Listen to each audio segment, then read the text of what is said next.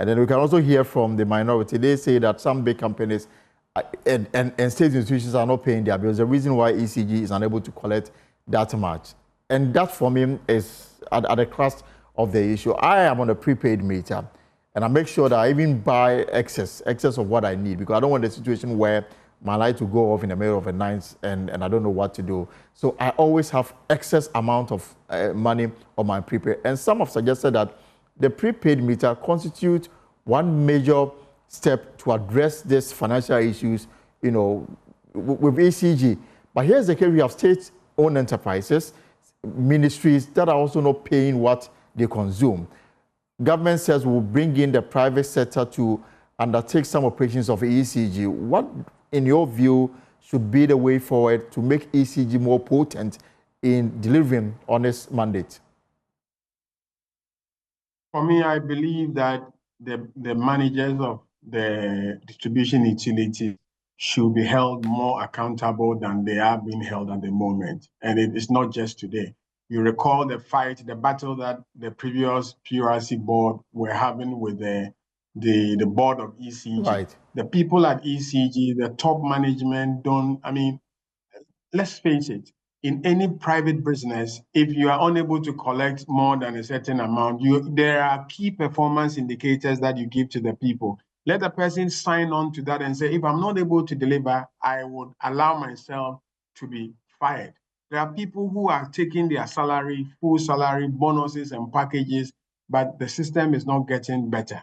There's a problem with that. If the people don't feel that there's the employer, the person who appoints them is going to fire them when they do 60% collection, then there's very little incentive. But let me say this before I go off. You see, most of the time we push all the blame to the utilities. Okay, they have their own challenges, but we also have to be honest and help the system. You talked about prepaid meters. There are studies that show that the leakages that is going on, even with the prepayment, it's scary. Okay, so let's all come on board and help by, for example, if you know somebody, we have friends. You know people who are bypassing their meters. People know hotels who are stealing power. ECG cannot be everywhere at the same time. That's true. So they need a citizenry, and we all need to be good citizens. Obviously, technology will help. Prepaid metering will help.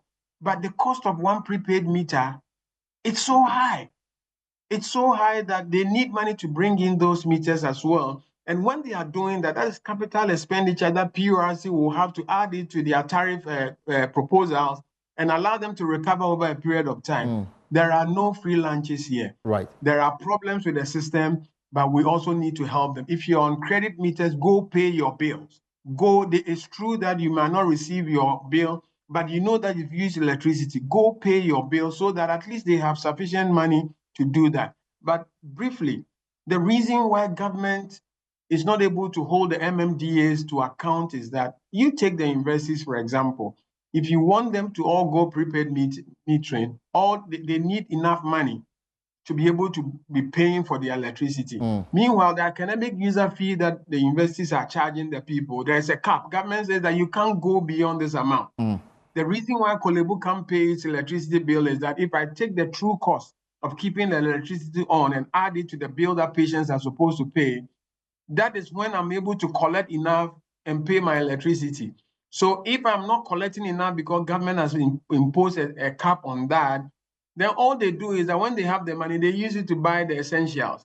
And then they leave you to figure out where to get the money to pay for the utilities. So let's be honest with ourselves. If we want the MMDAs to be paying their, I'm not saying that they shouldn't pay their electricity. But sometimes the subvention that is given to them doesn't cover even their utilities. It will be interesting. That's how come if they go to prepaid metering, very soon you see that you go to an office, and not that they have squandered the money, but there's no money to pay for the payment. The energy sector is in serious crisis, and we all need to come on board. The government says it's bringing private sector on board. Let's interrogate the modalities they're going to use to engage the private sector. And then let's all help the sector to stand. Otherwise, we are going nowhere.